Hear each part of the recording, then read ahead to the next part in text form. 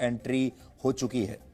आप इससे पहले देखते होंगे कि जब भी हमारे देश पर आक्रमण हुआ करते थे तो आक्रमणकारी जब बाहर से आते थे तो हमारी देश की सीमाओं को तोड़कर बड़ी बड़ी सेनाएं लेकर वो हम पर आक्रमण करते थे। ये पुराने जमाने की बात हो गई।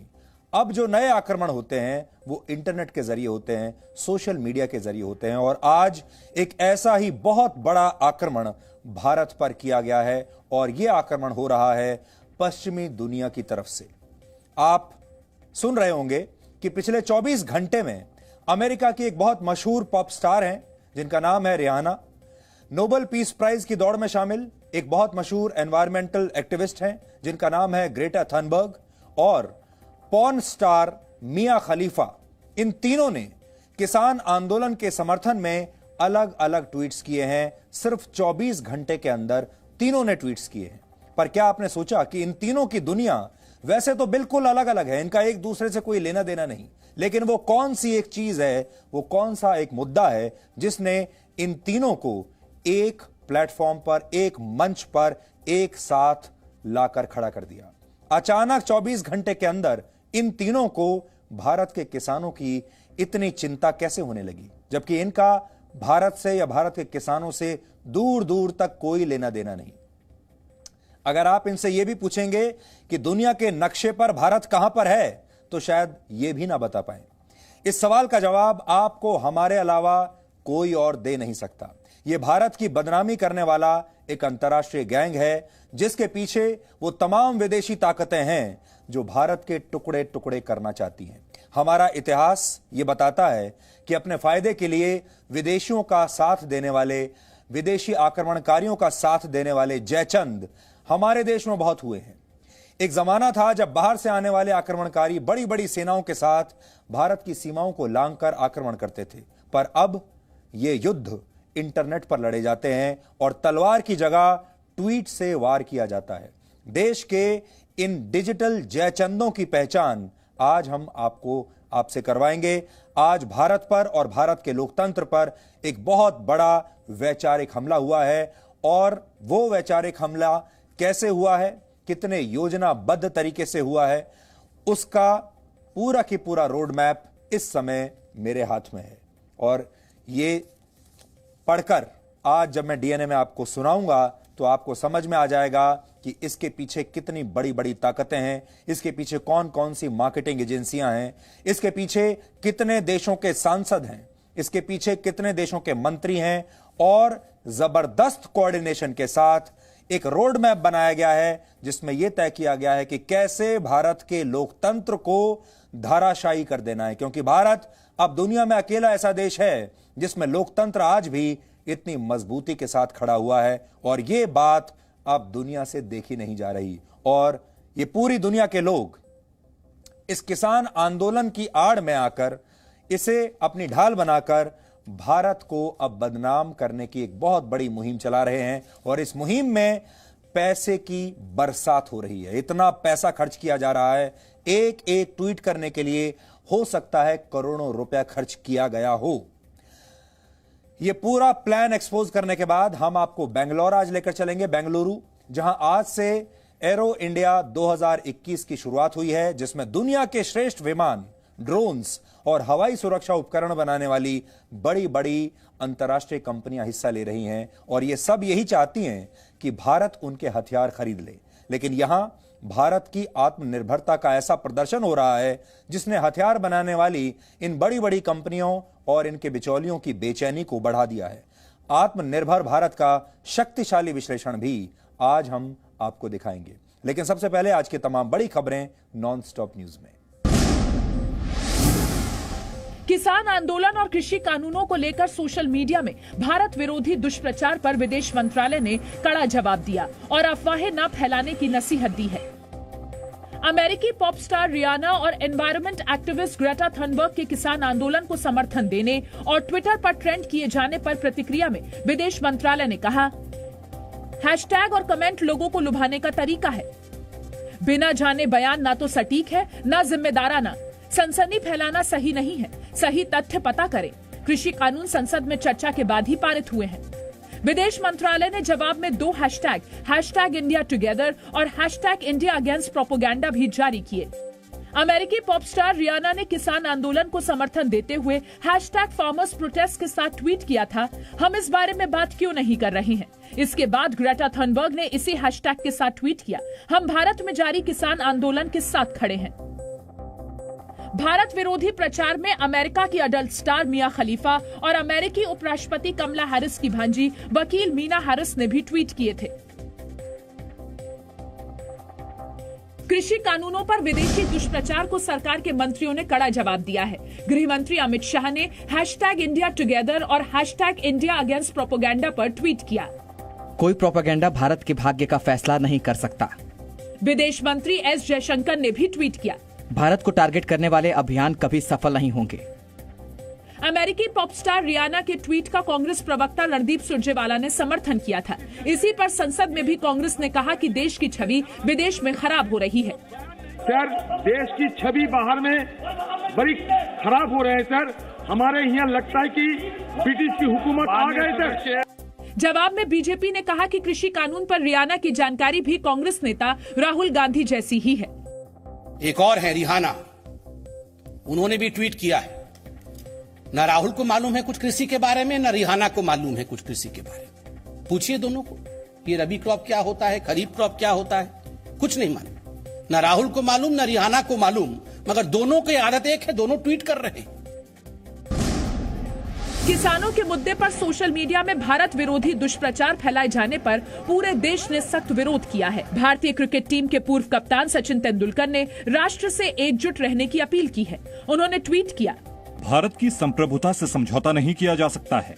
बाहरी ताकतें दर्शक हो सकती हैं, लेकिन प्रतिभागी नहीं। भारतीय भारत को जानते हैं और भारत के लिए फैसला करना चाहिए। आइए एक राष्ट्र के रूप में एकजुट रहें। बॉलीवुड ने भी भारत विरोधी दुष्प्रचार का कड़ा विरोध किया। अक्षय कुमार ने कड़ी प्रतिक्रिया जाहिर की है। किसान हमारे देश का एक अत्यंत महत्वपूर्ण हिस्सा है और उनके मुद्दों को हल करने के लिए किए जा रहे प्रयास स्पष्ट हैं।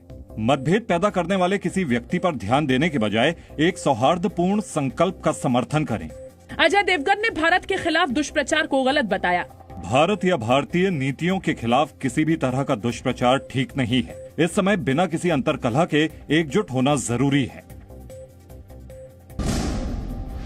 कांग्रेस नेता राहुल गांधी ने ट्वीट कर इशारों में प्रधानमंत्री नरेंद्र मोदी की तुलना दुनिया के उन तानाशाहों से की जिनका नाम एम अल्फाबेट से शुरू होता है। राहुल ने ट्वीट कर पूछा कि ज्यादातर तानाशाहों के नाम एम से क्यों शुरू होते हैं। बीजेपी ने राहुल गांधी के ट्वीट पर पलटवार किया। Is it necessary to take Rahul seriously? His approach, whatever has been, in the Indian politics, everybody knows, need not to react. मैं भी आरोप लगा सकता हूँ कि आर नाम के लोगों ने इस देश में भ्रष्टाचार किया, चाहे वो राजीव गांधी हो तो बोफोर्स किया था, राहुल गांधी जिस सरकार के हिस्से थे वहाँ पर 2G हुआ, 3G हुआ, 4G हुआ। पीएम मोदी के विरोध में राहुल गांधी आज 2 कदम आगे निकल गए और पीएम मोदी की दाढ़ी पर भी टिप्पणी की। Prime Minister is basically given up. He is now on a different plane. He's got a beard and that we are going somewhere else now. And the country is not being run. And it's my request to the Prime Minister, please gather up your courage and run the country.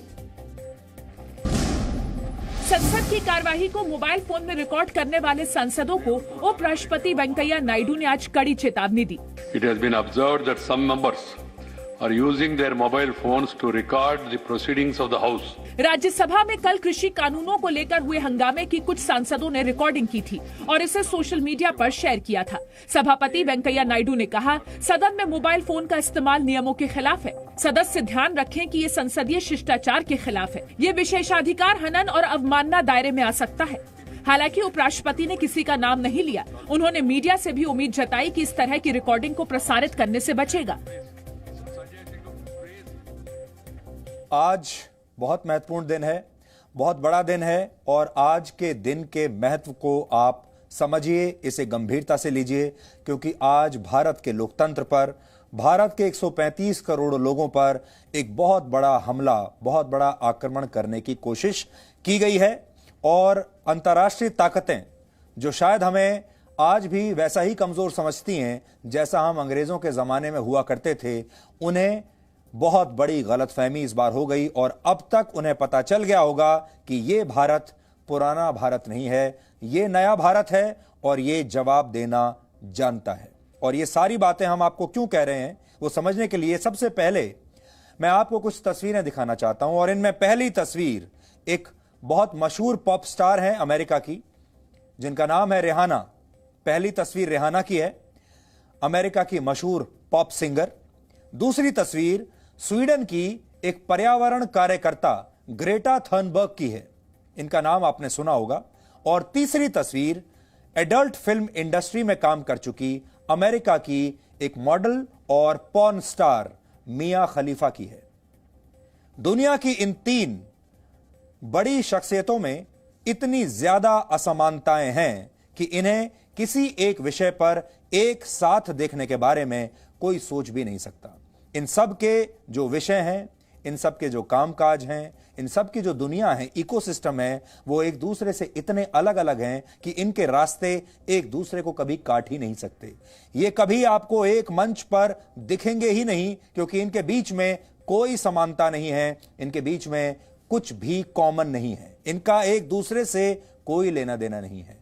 लेकिन किसान आंदोलन, इन तीनों को भारत में चल रहा किसान आंदोलन, वो सिंघू बॉर्डर जिसका नाम राहुल गांधी तक ने सुना नहीं है, उस सिंघू बॉर्डर को, जिसे राहुल गांधी शंभू बॉर्डर कहते हैं, यानी दिल्ली में रहने वाले राहुल गांधी को भी सिंघू बॉर्डर का असली नाम पता नहीं, लेकिन उस सिंघू बॉर्डर पर जो प्रदर्शन हो रहा है उसके बारे में इन तीनों को पूरी जानकारी है। और इन तीनों को यह किसान आंदोलन एक साथ ले आया और इससे यह बात साबित होती है कि इस आंदोलन के पीछे एक बहुत बड़ी अंतर्राष्ट्रीय ताकत का साथ है, क्योंकि इन तीनों ने 24 घंटे के अंदर इस आंदोलन के समर्थन में लगभग एक जैसे ट्वीट किए हैं। और इनमें से 2 ऐसे लोग हैं जिन्होंने एक ही आर्टिकल को आधार बनाकर अपने ट्वीट्स किए हैं। और यह ताकत कितनी बड़ी है और इसकी साजिश कितनी खतरनाक है, इसका पूरा चिट्ठा इस समय मेरे हाथ में है। यह 6 पन्नों का एक दस्तावेज है और इस डॉक्यूमेंट में भारत को किसान आंदोलन के नाम पर कैसे बदनाम करना है, भारत के लोकतंत्र की कैसे धज्जियां उड़ानी है, इसका पूरा प्लान इसमें लिखा हुआ है। और इसकी तस्वीर इस समय आपकी स्क्रीन पर है। आप चाहें तो इसे भारत के खिलाफ विदेशी ताकतों का एक साजिश पत्र भी कह सकते हैं, जिसके अंदर भारत के खिलाफ एक बहुत बड़ा षड्यंत्र किया गया है। 6 पन्नों के इस डॉक्यूमेंट में क्या लिखा है वो अब आपको ध्यान से सुनना चाहिए। सबसे पहले मैं आपको इस दस्तावेज के दूसरे पन्ने पर लिखे अर्जेंट एक्शन प्लान के बारे में बताना चाहता हूं।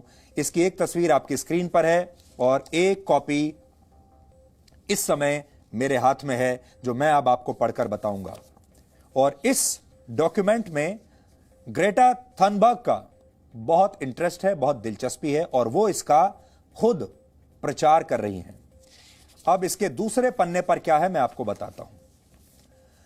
इसमें लिखा है कि 4 और 5 फरवरी को, यानी कल और परसों, 4 और 5 फरवरी को, तिथि आप नोट कर लीजिए, आज 4 और 5 फरवरी को एक बहुत बड़ा ट्विटर अभियान चलाया जाएगा और यह अभियान ट्विटर स्टॉर्म के नाम से होगा। ट्विटर स्टॉर्म मतलब ट्विटर पर आने वाली आंधी। और इसके बाद लिखा है कि 13 और 14 फरवरी को विदेशों में भारतीय दूतावास और सरकारी संस्थानों के आसपास बड़े बड़े विरोध प्रदर्शन किए जाएंगे, यानी यह भी पहले से तय कर लिया गया है। अब थोड़ा सा मैं आपको पढ़कर सुनाना चाहता हूं, देखिए। ऊपर लिखा है अर्जेंट एक्शंस। पहला पॉइंट है, सबसे पहला, Twitter storm on 4th and 5th Feb 2021 11 AM to 2 PM। देखिए टाइम भी लिखा है, 11 बजे से लेकर 2 बजे तक। और दूसरा पॉइंट है शेयर सॉलिडारिटी, फोटो और वीडियो मैसेज बाय ईमेल। एक ईमेल खास तौर पर बनाया गया है, उस ईमेल का एड्रेस है scrapfarmacts@gmail.com। और इसमें लिखा है कि अपने ये जो फोटो हैं, वीडियो मैसेज हैं और मेल्स आप इस ईमेल एड्रेस पर भेजिए 5 फरवरी तक या लेटेस्ट 6 फरवरी तक। ये सॉलिडेरिटी मैसेजेस हैं जो प्रदर्शन कर रहे किसानों के लिए भेजे जाएंगे।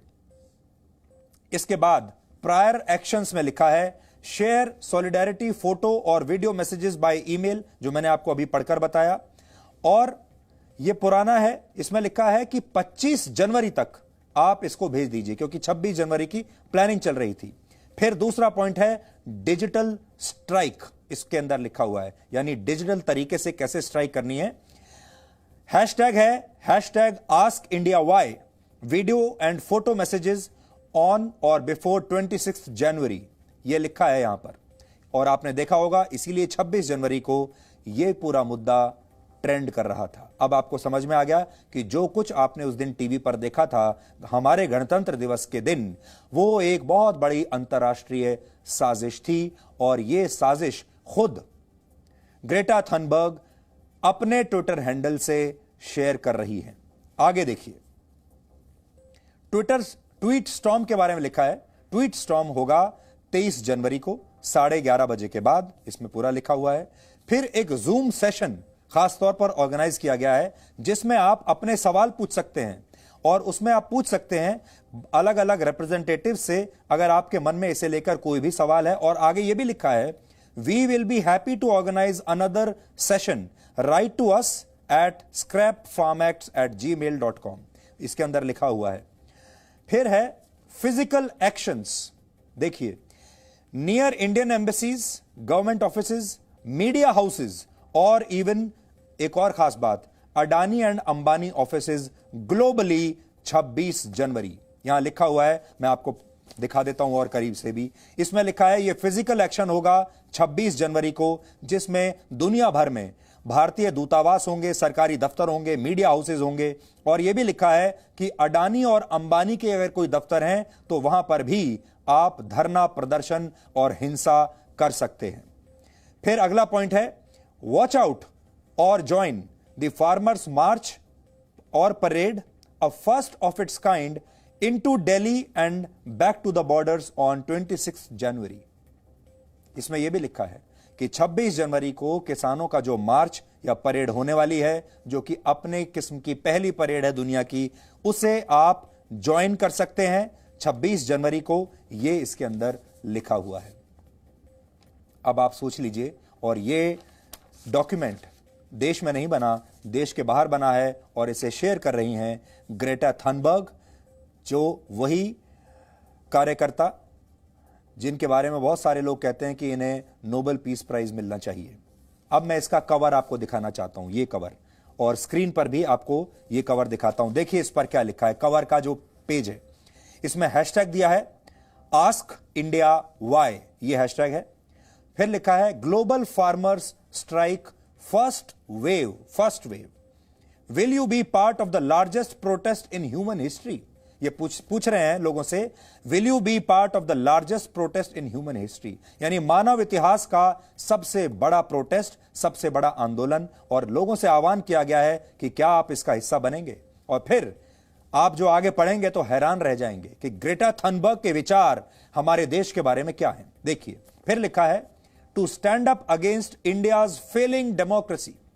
फिर से सुन लीजिए, to stand up against India's failing democracy at the behest of the fascistic ruling party RSS BJP, to stand up against unregulated corporatization of the farming sector। ये पूरा इसका थीम है और ये इसका शीर्षक है जो यहां पर लिखा हुआ है। सबसे बड़ी बात यह है, इसमें यह लिखा है कि भारत में लोकतंत्र फेल हो रहा है और उसके पीछे एक फासीवादी ताकत है जो रूलिंग पार्टी आरएसएस और बीजेपी, इसमें यह कहकर लिखा गया है। इससे आप यह अंदाजा लगा सकते हैं, आप जानते हैं पूरी दुनिया की जो लोकतांत्रिक देश हैं अब धीरे धीरे कमजोर हो रहे हैं। अमेरिका में क्या हुआ आपने देख लिया। इसके अलावा अगर आप हमारे आसपास देखें, म्यांमार में क्या हुआ, लोकतांत्रिक तरीके से जो सरकार चुनी गई उसे बर्खास्त कर दिया गया। पाकिस्तान में क्या हो रहा है आपने देख लिया। अफगानिस्तान में क्या हो रहा है आपने देख लिया। मिडिल ईस्ट में कुछ देशों में क्या हो रहा है यह भी आपने देख लिया। और अब इनके हिसाब से बारी है भारत की। ये भारत से भी अब लोकतंत्र को समाप्त करना चाहते हैं या फिर लोकतंत्र को इतना कमजोर कर देना चाहते हैं कि दोबारा भारत यह ना कह सके कि भारत दुनिया का सबसे बड़ा लोकतंत्र है। ग्रेटा थनबर्ग के जिस विवादित ट्वीट के बारे में हमने आपको बताया, वो ट्वीट उन्होंने अब से थोड़ी देर पहले डिलीट कर दिया है। अब उससे भी बड़ा सवाल यह है कि पहले उन्होंने ये ट्वीट किया, इस पूरे डॉक्यूमेंट को उन्होंने ट्वीट कर दिया, दुनिया के साथ शेयर कर लिया, शायद गलती से कर लिया, और अब उन्हें अपनी गलती का एहसास हुआ और उन्होंने अब इस पूरे ट्वीट को और जो दस्तावेज है मेरे हाथ में, इसे भी उन्होंने डिलीट कर दिया है, यह दस्तावेज। लेकिन इसका प्रिंट आउट हम निकाल चुके हैं, इसकी फिजिकल कॉपी इस समय मेरे हाथ में है। जी न्यूज के न्यूज रूम में इसकी फिजिकल कॉपी मौजूद है। अगर आप और ध्यान से पढ़ना चाहते हैं तो आप हमारी वेबसाइट पर जा सकते हैं, znews.com हमारी वेबसाइट है, वहां पर जा सकते हैं और इस पूरे दस्तावेज को पढ़ सकते हैं। और इसमें क्या क्या लिखा हुआ है आप पढ़कर हैरान रह जाएंगे। मैं आपको थोड़ी बातें और बताना चाहता हूं इसमें कि, और देखिए कितना ऑर्गेनाइज्ड तरीके से यह षड्यंत्र किया गया है। अगले पन्ने पर लिखा है, हाउ कैन यू हेल्प, यानी आप इस प्रोटेस्ट में कैसे मदद कर सकते हैं। हाउ कैन यू हेल्प, पहला पॉइंट है participate in on ground protest. तो पहली बात तो यह है कि जो ऑन ग्राउंड प्रोटेस्ट है उसमें आप पार्टिसिपेट कीजिए, यह लोगों से आह्वान किया गया है। और लिखा है, show your support at local physical locations wherever you are. दुनिया में आप कहीं पर भी हैं, आप लोकल जो हमारी पोजीशन है वहां पर जाइए और वहां पर धरना प्रदर्शन कीजिए। और इंडियन एम्बेसीज जहां जहां देशों में जहां हैं वहां पर आप जाकर प्रदर्शन कीजिए। फिर वो कहते हैं, resources to help organise, campaign material and social media template, greens with farmers youth coalition, posters and graphics, ये सब बनाए जा रहे हैं, मुहैया कराए जा रहे हैं और लोगों से कहा जा रहा है कि आप इसमें मदद कर सकते हैं। फिर लिखा है, मोर वेज टू पार्टिसिपेट, इसमें है कि आप मेल कीजिए, record a video to share your message of support to protesting farmers. अपना मैसेज रिकॉर्ड कीजिए और कुछ पते दिए गए हैं, आप यहां पर भेज दीजिए। और ईमेल बनाए गए हैं बाकायदा, उनसे कहा गया है कि आप यहां पर भेजिए। फिर देखिए क्या लिखा है आगे, India has a long history of human rights violations, violence and cruel indifference for its most vulnerable citizens. On January 26th, the government will be celebrating the adoption of its constitution with a military parade, while continuing to perpetuate harmful policies that violate their own constitution. यानी ये कहते हैं, इसमें लिखा है कि भारत का एक लंबा इतिहास रहा है जहां मानव अधिकारों को दबाया गया है, जहां हिंसा की गई है और जहां पर अपने ही नागरिकों को कुचला गया है, दबाया गया है। और 26 जनवरी को हम इसका विरोध करेंगे। फिर आगे मैं धीरे धीरे आपको आगे भी पढ़कर सुनाता जा रहा हूं। India's farmers and other citizens need the global community to pay attention. पूरी जो ग्लोबल कम्युनिटी है उन्हें एक साथ आना चाहिए और भारत के किसानों को बचाना चाहिए, इसमें आगे यह कहा गया है। फिर कुछ हैशटैग्स बताए गए हैं जो 23 जनवरी से लेकर 26 जनवरी तक इन हैशटैग्स को ट्रेंड कराया जाएगा और बाकायदा टाइम भी दिया गया है। देखिए टाइम दिया है 23 जनवरी और 26 जनवरी को time 5 PM to 7 PM, 2:30 PM to 4:30 PM। उसके अलावा जो IST है, दुनिया के अलग अलग टाइम जोन्स में किस तरह कोऑर्डिनेट करके इन्हें ट्रेंड कराना है, यह सब इसके अंदर लिखा गया है। कौन सा IST है, कौन सा EAT है, कौन सा CET है। फिर है, देखिए और बड़ी इंटरेस्टिंग बात आपको बताते हैं। हैशटैग दिए हैं, हैशटैग स्टैंड विद फार्मर्स, दूसरा हैशटैग आस्क इंडिया वाई, तीसरा हैशटैग फार्मर्स प्रोटेस्ट। और आपने नोट किया होगा ये फार्मर्स प्रोटेस्ट आज भी ट्रेंड कर रहा था। ये तीनों जो हैशटैग हैं ये आज ट्रेंड कर रहे थे और हमने इसके बारे में पूरी जानकारी निकाली है। फार्मर्स प्रोटेस्ट पर आज अभी तक मैंने जब देखा 1.3 मिलियन ट्वीट्स किए गए हैं। 1.3 मिलियन यानी 13 लाख ट्वीट्स इस हैशटैग पर हो चुके हैं फार्मर्स प्रोटेस्ट पर।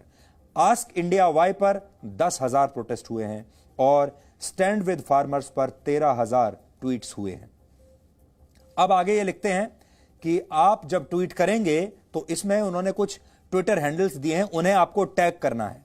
उसमें PMO, भारत का जो PMO है उसको टैग करने के लिए कहा गया है। यूनाइटेड नेशंस के जो हैशटैग जो ट्विटर हैंडल्स हैं उन्हें टैग करने के लिए कहा गया है। यूएनडीपी, यूएनएफएओ उनको कहा गया है। पीएमओ इंडिया, यूएनडीपी, फिर नरेंद्र सिंह तोमर को ट्वीट करने के लिए कहा गया है। और इस तरह के जो हैं कहा गया है कि इन हैशटैग्स को आप जब ट्वीट करें तो इन्हें भी टैग कीजिए। और साथ ही लिखा है, if willing do tag your heads of state, the IMF and the world bank और द WTO, इनको भी आप साथ में टैग कीजिए। और मैं आपको पढ़कर बताता हूं, देखिए और क्या क्या लिखा है।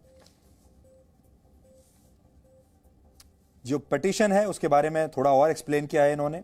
फिर लिखा है, petition to UN freedom to express dissent is a key pillar of democracy. सबसे खास बात अब आगे आपको पढ़ने को मिलेगी। इसमें लिखा है, UK MPs यानी यूनाइटेड किंगडम के जो MPs हैं, they are being asked to act now to support India's farmers in 2 ways, जिसमें लिखा हुआ है कि कैसे वहां पर revise the UK approach to aid to India, यह भी लिखा है। और यह भी लिखा है, stop exports of pesticides banned in the UK to India. और यह कहा गया है कि ब्रिटेन के जो सांसद हैं उनसे हम लगातार बात कर रहे हैं और उनसे भी हम कह रहे हैं कि आप भी इसमें शामिल हो जाइए। तो अब आपने ये देख लिया कि कैसे ये इतनी बड़ी अंतर्राष्ट्रीय साजिश है, जिसमें आपसे कहा गया है कि आप दुनिया के किसी भी कोने में बैठे हैं, वहां पर आपको भारतीय दूतावास को घेरना है। कैसे आपको सोशल मीडिया पर भारत के खिलाफ ट्वीट्स करने हैं, क्या हैशटैग देना है, सब कुछ प्लान्ड तरीके से हो रहा है। अब देखिए, जो इसमें लिखा हुआ है कि ब्रिटेन के सांसदों से हम बात कर रहे हैं और उनकी भी मदद ले रहे हैं, वो आपको यहां दिखाई देगा। ब्रिटेन की एक सांसद है जिनका नाम है क्लॉडिया वेब। क्लॉडिया वेब ने ट्विटर पर यह दावा किया है कि भारत में लाए गए कृषि कानूनों के खिलाफ वो 1 लाख हस्ताक्षर इकट्ठा कर चुकी हैं और अब ब्रिटेन की संसद में भी इस पर बहस होगी। यानी ब्रिटेन की संसद में अब किसानों के बारे में बहस होगी। यानी भारत के खिलाफ जो विदेशी ताकतें काम कर रही हैं वो अब धीरे धीरे एक्सपोज होने लगी हैं। ब्रिटेन में यह नियम है कि अगर किसी भी मुद्दे पर 1 लाख से ज्यादा लोग जुड़ते हैं और अपना हस्ताक्षर वहां पर दे देते हैं तो इस पर वहां की संसद में बहस कराना अनिवार्य हो जाता है। वहां पर इस सिग्नेचर कैंपेन को गुरचरण सिंह नाम के एक व्यक्ति ने शुरू किया था और इस व्यक्ति ने ब्रिटेन की सरकार से भारत में किसानों की सुरक्षा और प्रेस की स्वतंत्रता को सुनिश्चित करने की मांग की थी। कुल मिलाकर भारत को बदनाम करने के लिए यह ऑनलाइन कैंपेन शुरू किया गया था और 1 लाख हस्ताक्षर वहां पर जुटा लिए गए हैं और अब वो ये कहते हैं कि ब्रिटेन की संसद में भारत के किसानों के बारे में अब वहां पर चर्चा होगी। प्रेस के स्वतंत्रता पर भी वो बात कर रहे हैं क्योंकि उनके जो हिमायती पत्रकार हैं हमारे देश में, आप भी कई चैनलों पर उन्हें देखते होंगे, आपको याद होगा ये सारे हिमायती पत्रकार जो दरबारी पत्रकार हैं, ये सब इसी रोड मैप के हिसाब से चल रहे हैं। इसी रोड मैप के हिसाब से, इन्हीं हैशटैग के हिसाब से वो भी ट्वीट कर रहे हैं, फेक न्यूज ट्वीट की जा रही हैं और अब उनमें से कुछ के खिलाफ FIR भी हो चुकी है। तो उन्हें बचाने के लिए भी इनके जो बाहर के इनके समर्थक हैं अब वो मुहिम चला रहे हैं कि हमारे लोगों को, हमारे वाले पत्रकारों को वहां परेशान किया जा रहा है और अब वो फेक न्यूज नहीं फैला पा रहे हैं। भारत के खिलाफ चलाए जा रहे इंटरनेशनल प्रोपेगेंडा पर भारत के विदेश मंत्री S जयशंकर ने भी आज एक ट्वीट किया है और उन्होंने लिखा है कि भारत को निशाना बनाकर चलाए जा रहे अभियान कभी सफल नहीं होंगे। हमें खुद पर विश्वास है, हम अपने दम पर खड़े रहेंगे, भारत इस साजिश को कामयाब होने नहीं देगा, ये उन्होंने लिखा है। अब आप आगे समझिए कि दिल्ली की सीमाओं पर पिछले 70 दिनों से चल रहे इस किसान आंदोलन का इतना बड़ा अंतर्राष्ट्रीयकरण कैसे हुआ और अब इस आंदोलन का रिमोट कंट्रोल भारत से बाहर जा चुका है और यह रिमोट कंट्रोल अब दूसरे देशों में शिफ्ट हो गया है और इन्हीं देशों से अब इस आंदोलन को पूरी तरह से रिमोट कंट्रोल के जरिए नियंत्रित किया जा रहा है। पैसा भी वहीं से आ रहा है, पूरी योजना, रोड मैप वहीं बन रहा है, हैशटैग कौन से होंगे वहीं डिसाइड हो रहा है, कितने बजे कौन सा हैशटैग ट्रेंड करवाया जाएगा वहीं पर लिख कर आ रहा है, कितने समय पर आपको क्या करना है। ये जो किसान यहां पर बैठे हुए हैं ये तो सिर्फ अब हाथ का खिलौना बन चुके हैं और इन भोले भाले किसानों को शायद पता भी नहीं है कि इतने बड़े बड़े सेलिब्रिटीज और इतना पैसा उनके आंदोलन में आखिर आ कहां से रहा है, और ये उनके हाथ के खिलौने बन चुके हैं, क्योंकि उनका असली मकसद है भारत को कमजोर करना। उन्हें किसानों से कोई लेना देना है नहीं। यह ठीक उस मार्केटिंग स्ट्रेटेजी का हिस्सा है, उसकी तरह है जिसमें किसान आंदोलन एक प्रोडक्ट बनकर रह गया है और इस प्रोडक्ट को बड़े बड़े सेलिब्रिटीज अब एंडोर्स कर रहे हैं, यानी इसका प्रचार कर रहे हैं। जैसे आप टीवी पर आप देखते हैं कि बड़े बड़े जो सेलिब्रिटीज होते हैं वो कोई ना कोई सामान उनके विज्ञापन में आकर आपको बेच रहे होते हैं। उन्हें उस सामान से कोई लेना देना नहीं होता, वो इसके लिए पैसा लेते हैं। इसी तरह अब ये सेलिब्रिटीज भी इस किसान आंदोलन को एक प्रोडक्ट बनाकर उसे बेच रहे हैं, उसका प्रचार कर रहे हैं, और मार्केटिंग की भाषा में इसे प्रॉफिट मेकिंग स्ट्रैटेजी कहते हैं। गणित में कोण यानी एंगल्स का एक सिद्धांत होता है, आपने भी शायद इसके बारे में स्कूल में कॉलेज में पढ़ा होगा। इसमें जब कोई रेखा अपने एक सिरे को स्थिर रखकर घूमती हुई अपनी स्थिति में परिवर्तन करती है तो इसे ही कोण कहते हैं, तो कोण बन जाता है। और हमें लगता है कि कृषि कानूनों के खिलाफ शुरू हुए किसान आंदोलन का कोण भी अब बदल गया है। आप चाहें तो इसे विषम कोण कह सकते हैं। और यह कैसे बदल गया है, यह एक्सिस कैसे शिफ्ट हो गई है, यह आपकी स्क्रीन पर अब है। यानी जब परिस्थितियां विषम यानी खिलाफ होने लगती हैं तो विषम कोण बन जाता है, और किसान आंदोलन भारत के खिलाफ ऐसा कोण बनाते हुए ही नजर आ रहा है। और इससे खुश होने वाले लोगों को भी आज आपको पहचानना होगा। लेकिन आगे बढ़ने से पहले हम आपको यह बताना चाहते हैं कि ग्रेटा थनबर्ग को हमने आज एक्सपोज कर दिया है। ग्रेटा थनबर्ग पकड़ी गई हैं, रंगे हाथों पकड़ी गई हैं, और पूरी दुनिया ने यह देख लिया कि उनका एजेंडा क्या है जब उन्होंने इस डॉक्यूमेंट को शेयर कर दिया है। हालांकि उन्होंने अब उस ट्वीट को डिलीट कर दिया है। और अगर आज आप सब अपने देश से प्यार करते हैं और इन दुनिया भर की ताकतों को बताना चाहते हैं कि पैसा उनके पास जरूर बहुत होगा लेकिन हिम्मत नहीं है और वो राष्ट्रवाद इनके पास नहीं है, इसलिए आज आप #ग्रेटा थनबर्ग एक्सपोज्ड पर ट्वीट कीजिए और एक सच्चे भारतीय की तरफ से पूरी दुनिया को अपना संदेश दे दीजिए। ये ब्रिटिश युग का भारत नहीं है, ये मुगल कालीन भारत नहीं है, ये आज का भारत है। आज का भारत पुश बैक करना जानता है, वापस धक्का मारना जानता है, और भारत के 135 करोड़ लोग इस बार ऐसा धक्का मारेंगे कि ये लोग समझ जाएंगे कि इनसे कितनी बड़ी गलती हुई है। ये जो 3 सेलिब्रिटीज के हमने आपको बताया जिनके बारे में, इन तीनों ने पिछले 24 घंटे में ये ट्वीट किए हैं। पिछले 24 घंटे में यह बात पूरी तरह स्पष्ट हो गई कि किसान आंदोलन का रिमोट कंट्रोल भारत से अब दूसरे देशों के पास पहुंच चुका है, और इसे आप कुछ ट्वीट्स के जरिए अब समझ सकते हैं। अब समझिए, आप देखिए। पहला ट्वीट अमेरिका की मशहूर पॉप सिंगर रिहाना ने किया, जिन्होंने भारत में प्रदर्शन स्थलों पर इंटरनेट सेवाएं बंद करने से जुड़ा एक आर्टिकल शेयर करते हुए लिखा कि हम इसके बारे में बात क्यों नहीं कर रहे हैं। उन्होंने किसानों के आंदोलन के समर्थन में एक हैशटैग दिया, फार्मर्स प्रोटेस्ट। वो हैशटैग लगाकर उन्होंने ट्वीट किया, और उनका ट्वीट इस समय आपकी स्क्रीन पर है।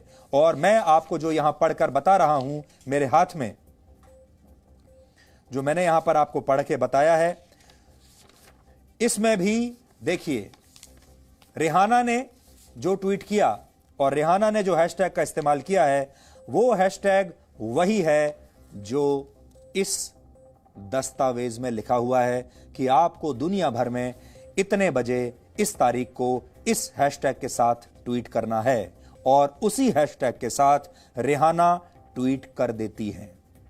रिहाना भारत के बारे में कुछ नहीं जानती, भारत के कृषि कानूनों के बारे में कुछ नहीं जानती, भारत के किसानों के बारे में कुछ नहीं जानती। तो फिर उन्होंने ये ट्वीट कैसे किया? ट्विटर पर रिहाना के 10 करोड़ से ज्यादा फॉलोअर्स हैं, और 2012 में फोर्ब्स ने रिहाना को दुनिया की 4थी सबसे ताकतवर सेलिब्रिटी माना था। और सबसे अहम बात यह है कि जब वो किसी बड़ी कंपनी या उसके प्रोडक्ट को एंडोर्स करने के लिए कोई सोशल मीडिया पोस्ट करती हैं, तो आप जानते हैं वो कितना पैसा लेती हैं एक पोस्ट करने के बदले में।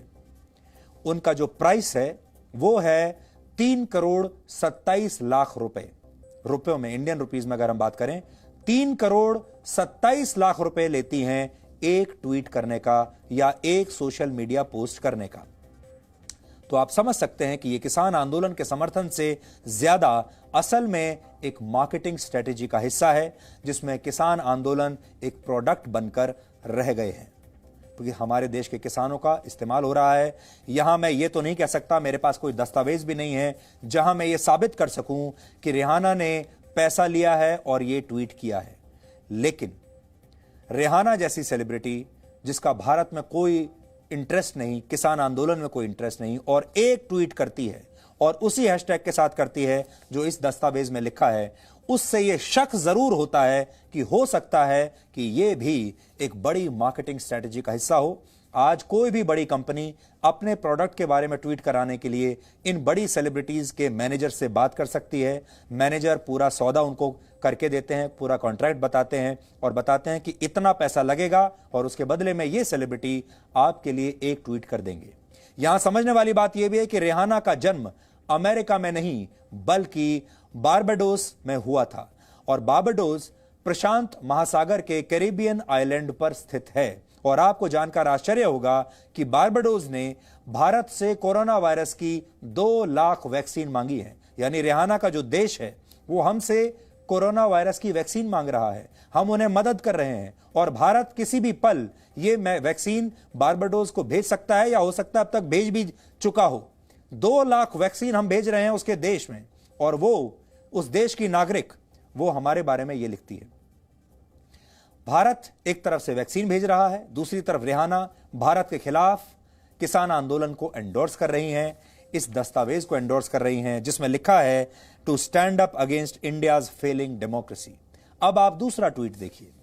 दूसरा ट्वीट स्वीडन की मशहूर पर्यावरण कार्यकर्ता ग्रेटा थनबर्ग ने किया है। इस ट्वीट में ग्रेटा ने लिखा है कि हम भारत में किसान आंदोलन के साथ एकजुटता के साथ खड़े हैं, और सबसे अहम यह है कि ग्रेटा ने भी वही आर्टिकल शेयर किया है जिस आर्टिकल को रिहाना ने शेयर किया था।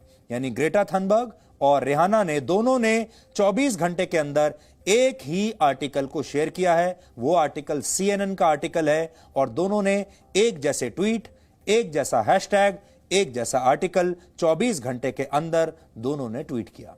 अब कनेक्शन आप अपने आप लोग समझदार हैं, निकाल सकते हैं। ग्रेटा थनबर्ग दुनिया भर में जलवायु परिवर्तन को लेकर जागरूकता अभियान चलाने के लिए जानी जाती हैं, और इसके लिए उन्होंने अमेरिका के पूर्व राष्ट्रपति डोनाल्ड ट्रंप की भी आलोचना की थी, और पूरी दुनिया में लोगों ने उनके लिए तालियां बजाई थी।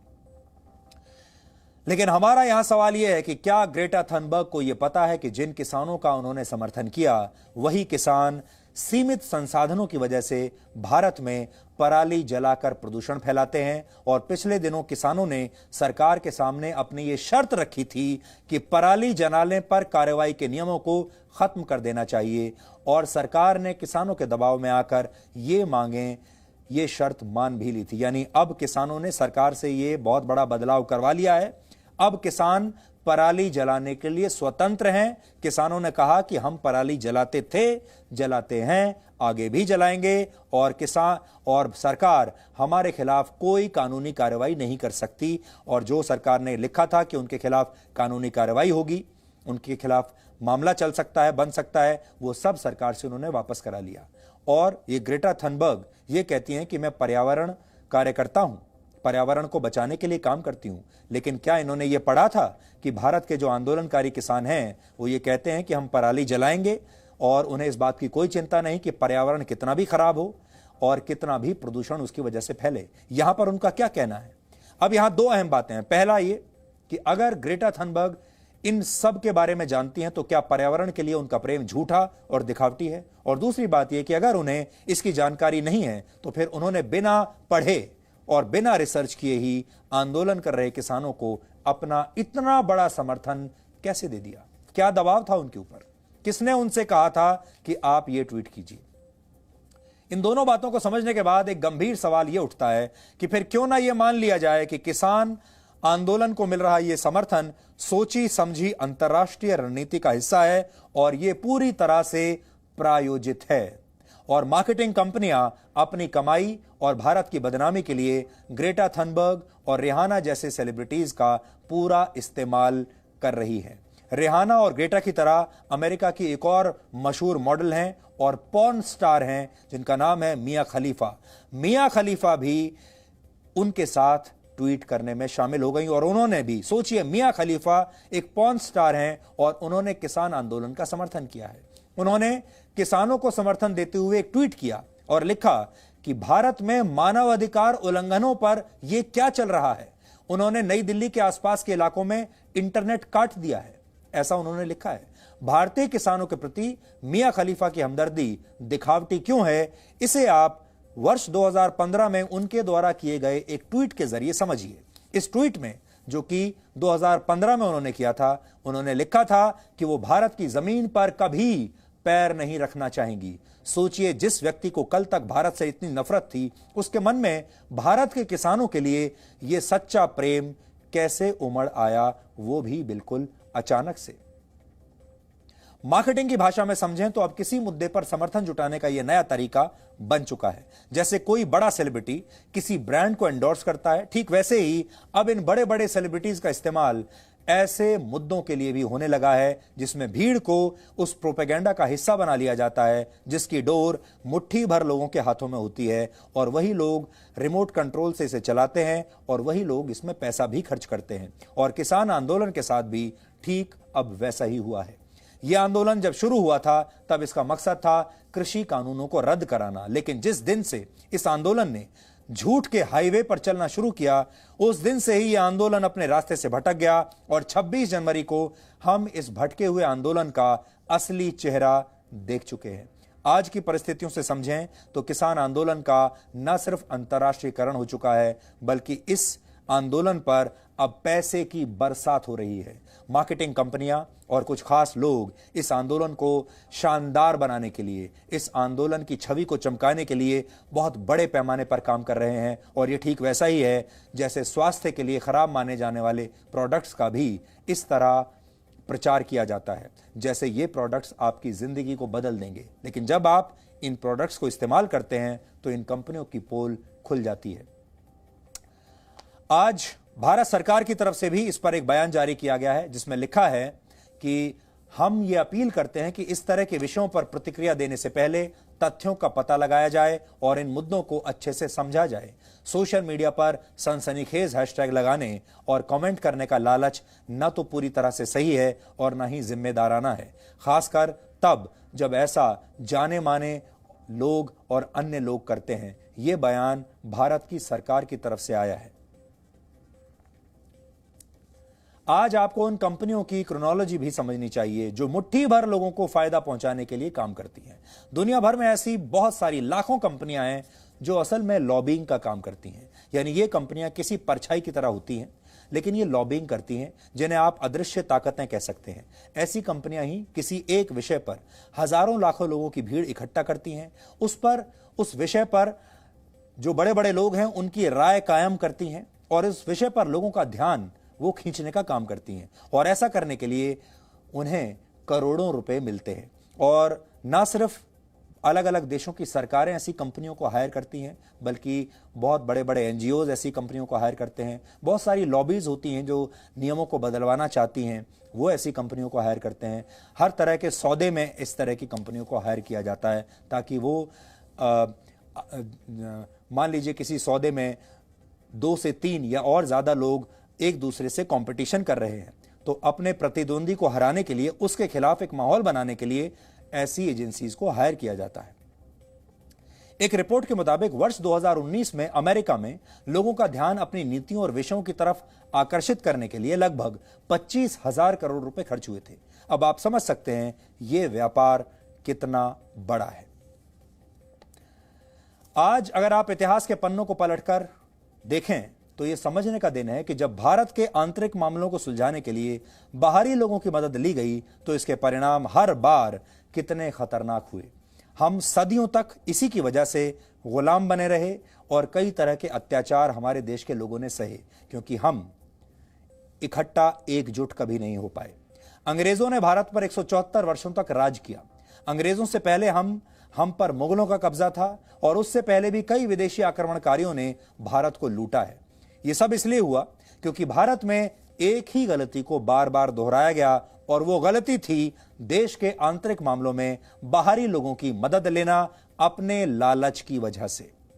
यहां के कुछ लोग जयचंद बन जाते हैं, लालची बन जाते हैं और अपने लालच को पूरा करने के लिए देश के दुश्मनों के साथ मिल जाते हैं। आप कह सकते हैं कि भारत में सदियों तक औपनिवेशिक शासन की दो वजहें थी। पहली ये कि भारत के लोग एक दूसरे से लड़ते रहे और दूसरी ये कि हमने बाहरी लोगों को अपने आंतरिक मामलों में हस्तक्षेप करने दिया। और अब किसान आंदोलन के नाम पर भी फिर से यही हो रहा है, जिससे आपको सावधान रहना होगा। इस विषय पर हमने लगातार आपको सावधान किया है और हमने कभी भी अपनी जिम्मेदारी से बचने की कोशिश नहीं की। आज भी हम आपके लिए बहुत महत्वपूर्ण रिसर्च निकाल कर लाए हैं जो आपको इतिहास में हुई गलतियों के बारे में बताएगी और आप समझ पाएंगे कि भारत सदियों तक गुलाम क्यों बना रहा। इसे आप कुछ उदाहरणों के जरिए समझिए कि हमारा देश गुलाम क्यों रहा। सबसे बड़ा उदाहरण हमारे देश में दिया जाता है ऐसे लोगों का, वो है जयचंद का।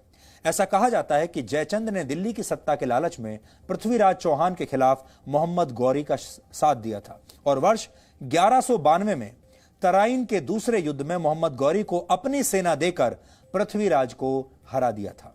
जयचंद को लगता था कि उसने मोहम्मद गौरी की मदद करके दिल्ली की सत्ता में अपनी कील ठोक दी है, लेकिन उसकी यह सोच गलत साबित हुई और युद्ध जीतने के बाद मोहम्मद गौरी ने राजा जयचंद को भी मार डाला।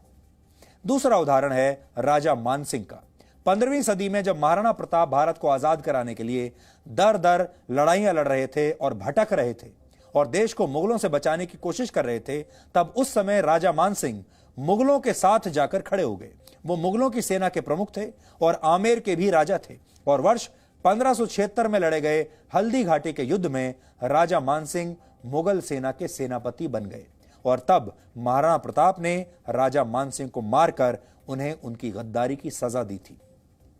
इसी तरह ग्वालियर के राजा जयाजी राव सिंधिया ने 1857 की क्रांति के दौरान अंग्रेजों का साथ दिया था, अपने देश का नहीं। उनकी सेना और अंग्रेजों की सेना ने मिलकर रानी लक्ष्मीबाई के खिलाफ युद्ध किया, जिसमें रानी लक्ष्मीबाई वीर गति को प्राप्त हुई थी।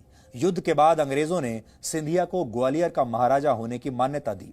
यानी इतिहास के पन्नों में दर्ज ये सारी घटनाएं आपको बताती हैं कि जब भी भारत के आंतरिक मामलों में विदेशी ताकतों की घुसपैठ हुई, तब हमारे ही देश में गद्दार पैदा हुए और उन्होंने भारत को नुकसान पहुंचाया। इस विषय पर आज भारत के मशहूर गायक कैलाश खेर से हमने बात की और उनसे हमने इसके बारे में उनकी राय जानने की कोशिश की और आज इस विषय पर कैलाश खेर आपसे कुछ कहना चाहते हैं। आप सुनिए। भारत ऐसा नहीं था कि हमारे घरेलू मामलों में हमारे घर के जितने भी समस्याएं या बिंदु होते थे उनमें कोई और आकर हस्तक्षेप करे। ये तब संभव हुआ जब घर में कुछ गद्दार खड़े हो गए और कुछ लालचों से हमारा जमीर बिकने लगा, हमारा ईमान बिकने लगा, हमारा चरित्र बिकने लगा। देखिए, विदेशी कलाकार जो हैं वो अनभिज्ञ हैं, वो उनको पता भी नहीं और जीवन उनका जो है वो व्यस्तता में है, तो ऐसे में उनको तो ये आइडिया भी नहीं है। वो इन्फ्लुएंस हो सकते हैं, क्योंकि जिस तरह से कोई भी इन्फ्लुएंस हो सकता है इस पृथ्वी पर, और किसी न किसी बात से, किसी न किसी लालच से, किसी न किसी धन और किसी न किसी प्रलोभ से। तो ऐसे में उनसे हमें शिकायत नहीं, हमें शिकायत सिर्फ इतना है कि आप मत डगमगाइए। जो सच्चे भारतीय हैं वो यदि डटे रहे, वो यदि अंगद का पैर बने रहे, लोग चाहे कितना भी प्रपंच करें, कितना भी भ्रांतियां फैलाएं, कितनी भी झूठ, बहुत ज्यादा व्यस्तता में लगे झूठ की, लेकिन कुछ होने वाला नहीं है। कैलाश खेर की इस अपील के बाद हम भी आपसे ये कहना चाहेंगे कि ये समय है जब पूरे देश को एकजुट रहना चाहिए। ये समय है जब ग्रेटा थनबर्ग को एक्सपोज करना चाहिए, #ग्रेटा थनबर्ग एक्सपोज से, जब रेहाना को एक्सपोज करना चाहिए और ऐसी सारी ताकतों को एक्सपोज करना चाहिए। फिल्में, देशभक्ति की फिल्में देखकर, देशभक्ति के गाने सुनकर ताली बजाना अलग बात है।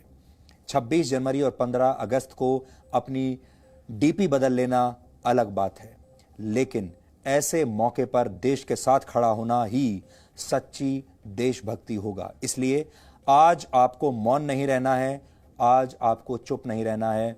और ये पूरी अंतर्राष्ट्रीय साजिश आज जी न्यूज पर पहली बार हमने आज के आज ही इसे हमने एक्सपोज कर दिया है। इस डॉक्यूमेंट के जरिए। जो लोग देर से आए हैं, जो शायद अभी जिन्होंने देखना शुरू किया होगा जी न्यूज को, हम आपको बता दें ये वो दस्तावेज है जिसमें भारत को तोड़ने का पूरा प्लान लिखा हुआ है। ये किसान आंदोलन में कौन कौन से हैशटैग ट्रेंड कराए जाएंगे, कितने बजे ट्रेंड कराए जाएंगे, आप कहां कहां प्रदर्शन कर सकते हैं, सब कुछ इसमें लिखा हुआ है। और इसमें यह भी लिखा है कि कैसे भारत में लोकतंत्र कमजोर हो रहा है। तमाम दुष्प्रचार भारत के बारे में लिखा हुआ है।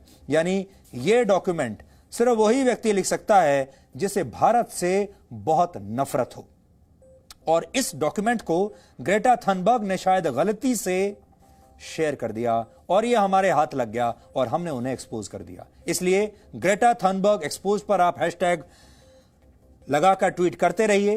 ग्रेटा थनबर्ग दुनिया के जिस भी इलाके में होंगी, अब तक उन्हें समझ में आ गया होगा कि उनकी पोल खुल चुकी है। 3 मिनट का ब्रेक ले रहे हैं और ब्रेक के बाद हम आपको बताएंगे कि इस अंतर्राष्ट्रीय साजिश के पीछे कौन कौन से देश हो सकते हैं, कौन कौन से लोग हो सकते हैं।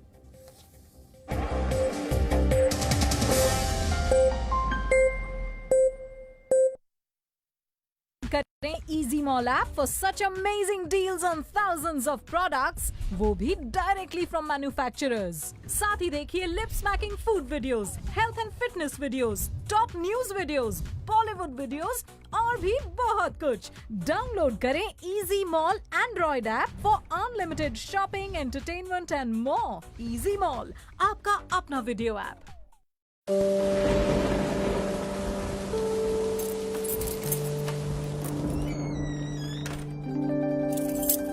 ये मेरे पापा हैं। हो सकता है ये कुछ बातें भूल जाते हैं,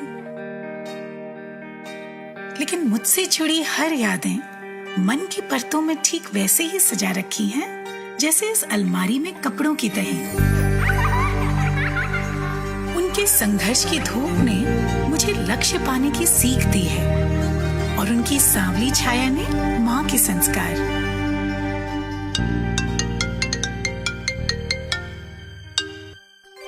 प्रणाम पापा।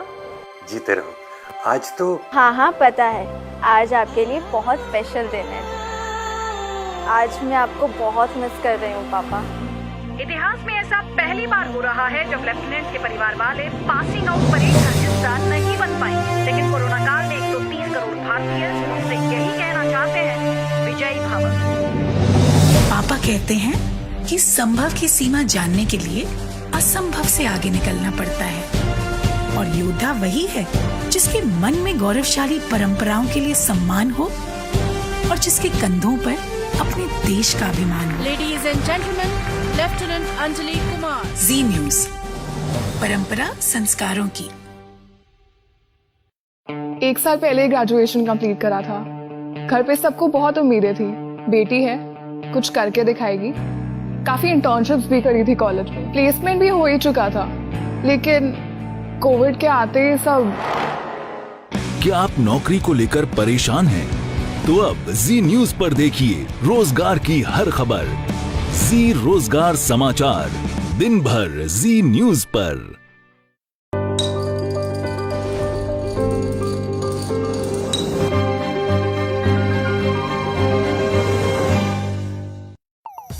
डबल बेडशीट सिर्फ 249 रुपीज में। सही सुना आपने। डाउनलोड करें easy mall app for such amazing deals on thousands of products। साथ ही देखिए lip smacking food videos, health and fitness videos, top news videos, Bollywood videos और भी बहुत कुछ। इजी मॉल, आपका अपना वीडियो ऐप। डबल बेडशीट सिर्फ 249 रुपीज में। सही सुना आपने। डाउनलोड करें इजी मॉल ऐप फॉर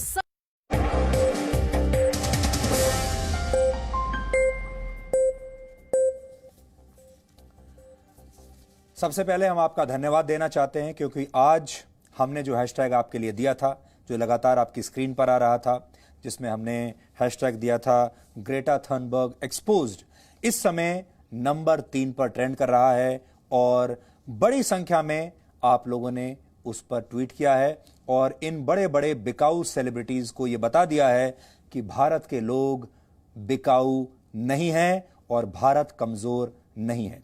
खुशी की बात आज यह है कि भारत में इस समय ट्विटर पर जो 3 सबसे बड़े ट्रेंड्स चल रहे हैं, अगर आप ध्यान से देखेंगे, बड़ी स्क्रीन पर आप जाएंगे तो पहला है इंडिया अगेंस्ट प्रोपेगेंडा, जो कि अंतर्राष्ट्रीय साजिश के खिलाफ है। दूसरा है हैशटैग इंडिया टुगेदर, जो यह बताता है कि भारत के लोग एक साथ हैं, एकजुट हैं। और तीसरा है ग्रेटा थनबर्ग एक्सपोज्ड, जो कि जी न्यूज ने अब से थोड़ी देर पहले ही दिया है। और आप देख सकते हैं कि अब तक लगभग 50,000 ट्वीट्स इस हैशटैग पर आ चुके हैं। इससे आपको यह समझ में आएगा कि भारत के लोग एक साथ हैं, एकजुट हैं। और आज तो आप सब लोगों ने कमाल ही कर दिया। पूरी दुनिया ने शायद यह सोचा भी नहीं था, जब नफरत से भरे इन लोगों ने ये दस्तावेज बनाए होंगे तो इन्होंने कल्पना भी नहीं की होगी कि भारत के लोग इस कदर एक साथ एकजुट हैं। और सिर्फ बहुत ही मुट्ठी भर ऐसे टुकड़े टुकड़े गैंग के लोग हैं जो आज भी ग्रेटा थनबर्ग का समर्थन कर रहे हैं, जो आज भी रिहाना का समर्थन कर रहे हैं। और भारत को बदनाम करने के लिए जिस मार्केटिंग स्ट्रेटेजी पर कुछ विदेशी ताकतें काम कर रही हैं, आज उसके खिलाफ भारत ने अभूतपूर्व एकता दिखाई है। इसके लिए भारत के लोगों को बहुत बहुत बधाई। और सबसे बड़ी बात यह है, भारत के जो बड़े लोग हैं, भारत के जो बड़ी सेलिब्रिटीज हैं, उन्होंने शायद पहली बार ऐसा हुआ होगा, क्या क्रिकेट खिलाड़ी हों, क्या फिल्म कलाकार हों, क्या नेता हों, सब लोग एक साथ एकजुट होकर आज ट्वीट कर रहे हैं। देखिए कुछ बड़े ट्वीट्स मैं आपको आज बताना चाहता हूं। भारत सरकार के बहुत सारे मंत्रियों ने आज ट्वीट किया है इसके बारे में। अमित शाह गृह मंत्री ने ट्वीट किया है, सचिन तेंदुलकर ने इस पर ट्वीट किया है, अक्षय कुमार ने ट्वीट किया है, अजय देवगन ने ट्वीट किया है, क्रिकेटर शिखर धवन ने इसके बारे में ट्वीट किया है। और सारे ट्वीट्स हम आपको लगातार दिखाते चले जा रहे हैं। देखिए ये फिल्म स्टार अक्षय कुमार का ट्वीट है और ये शिखर धवन का ट्वीट है। किया तो बहुत सारे लोगों ने है, लेकिन हम कुछ जो चंद बड़े लोग हैं जिन्होंने आज भारत का साथ दिया है, इनका भी आज हम धन्यवाद करना चाहते हैं कि इन सारे लोगों ने, हो सकता है आपस में बहुत सारे मतभेद हमारे अपने परिवार में होते हैं, लेकिन सारे मतभेदों को भुलाते हुए आज इन सब लोगों ने अपने देश का साथ दिया है। और ये जो प्रोपेगेंडा शुरू हुआ था, इससे करारा जवाब दिया है। आज ये समझने का भी दिन है कि किसानों के इस आंदोलन के पीछे हो कौन सकता है। कोई भी हो सकता है। इस आंदोलन के पीछे चीन की साजिश हो सकती है। चीन के पास पैसे की कोई कमी नहीं, हो सकता है पैसा वहां से आ रहा हो जो पहले से ही सीमा पर भारत के लिए एक चुनौती बना हुआ है। इसके पीछे हमारा पुराना दुश्मन पाकिस्तान भी हो सकता है, जो हमेशा से ही भारत को अस्थिर करना चाहता था। और खालिस्तान के मुद्दे पर तो हमेशा से पाकिस्तान ने खालिस्तानियों का साथ दिया है, तो इस बार क्यों नहीं। इसके पीछे ऐसे अंतर्राष्ट्रीय तानाशाह भी हो सकते हैं जिन्होंने कसम खाई है कि वो भारत के लोकतंत्र को तबाह करने के लिए हजारों करोड़ रुपए खर्च कर सकते हैं। आजकल जो बड़ी बड़ी ताकतें हैं, उनकी जो हॉबी है वो हो गई है देशों को तोड़ना। और हो सकता है कि ये भी देश को तोड़ने की एक साजिश हो। आज आपको यह भी समझना होगा कि एक आंदोलन का चरित्र कैसा होता है, और इसे समझने के लिए आपको वो दौर याद करना होगा जब भारत आजादी के लिए संघर्ष कर रहा था। तब भारत में कई बड़े आंदोलन हुए। आजादी का संघर्ष तो सबसे बड़ा संघर्ष था ही। भारत में 1920 में असहयोग आंदोलन हुआ, 1920 में ही प्रजामंडल आंदोलन भी हुआ, 1930 में महात्मा गांधी ने दांडी यात्रा निकाली, और फिर 1942 में अंग्रेजों भारत छोड़ो आंदोलन की जड़ें मजबूत हुई। इन सभी आंदोलनों में एक समानता थी कि ये प्रायोजित और लोगों पर जबरदस्ती थोपे गए आंदोलन नहीं थे, ये पैसे से खरीदे गए आंदोलन नहीं थे, और ये मार्केटिंग करके बनाए गए आंदोलन नहीं थे। इन आंदोलनों में लोगों की भीड़ सच्चे दिल से इकट्ठा होती थी, वो पैसे से नहीं होती थी। विदेशी ताकतें नहीं काम करती थी उस जमाने में। तब लोग अपने मन से मजबूत होकर अपने दिल से आंदोलन की रीढ़ बनते थे और आजादी के लिए अंग्रेजों के खिलाफ संघर्ष करते थे। उस जमाने की बातें देख लीजिए। उस जमाने में ना तो फोन हुआ करते थे, ना सोशल मीडिया हुआ करता था, ना 24 घंटे के टीवी चैनल्स हुआ करते थे, और तब भी महात्मा गांधी इतनी बड़ी बड़ी भीड़ जुटा लिया करते थे।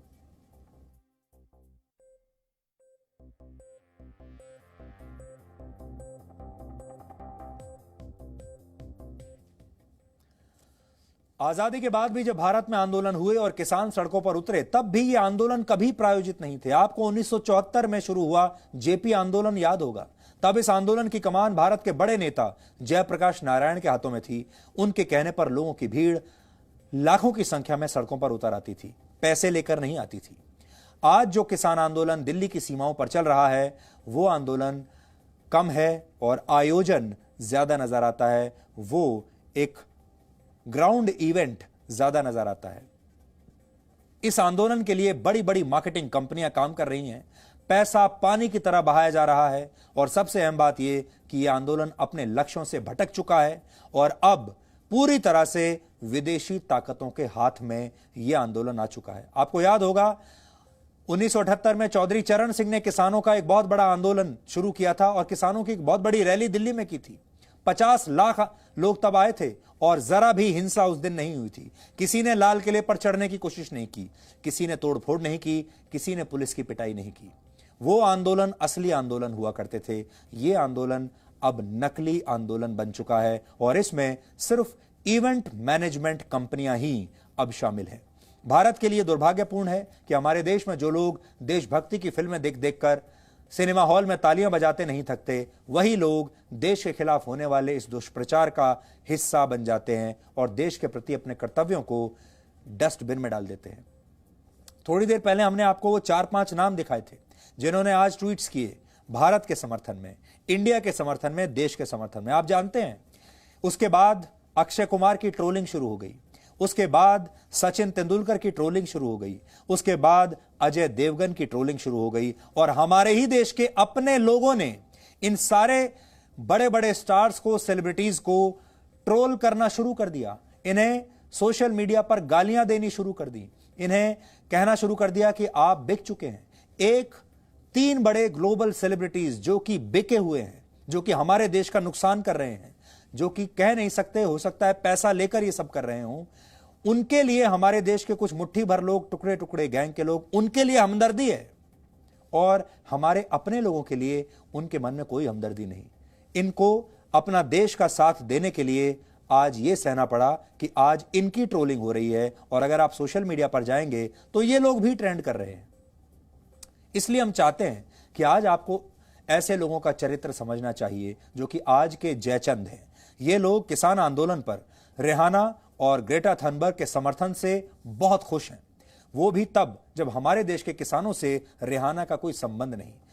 वो तो ये तक नहीं जानती होंगी कि भारत में किसान आंदोलन किस वजह से चल रहा है और हमारे देश में किसानों की स्थिति क्या है। इसलिए हम आपको बताएंगे आज कि दुनिया में आर्थिक स्थिरता के लिए काम करने वाली संस्था इंटरनेशनल मॉनेटरी फंड यानी IMF की चीफ इकोनॉमिस्ट गीता गोपीनाथ केंद्र सरकार द्वारा लाए 3 कृषि कानूनों का कैसे समर्थन कर चुकी हैं और उन्होंने इन कानूनों को किसानों के लिए लाभकारी बताया है और यह संकेत भी दिए हैं कि भारत को बड़े बदलावों के लिए इस तरह के कानूनों पर जोर देकर काम करना चाहिए। और आपको यह देखना होगा, आज आपको यह देखना होगा कि आप एक नकली सेलिब्रिटी पैसा लेकर कैसे एक देश को बदनाम करने की कोशिश करता है और जो भारत के असली लोग हैं, ये सेलिब्रिटी नहीं है लेकिन ये वो लोग हैं जो भारत के लिए असल में काम करते हैं और गीता गोपीनाथ उन्हीं में से एक हैं। इनके विचार आज आपको सुनने चाहिए, देखिए। As I said, this pandemic is triggering divergence. In our latest World Economic Outlook, we continue. Growth is projected to rebound.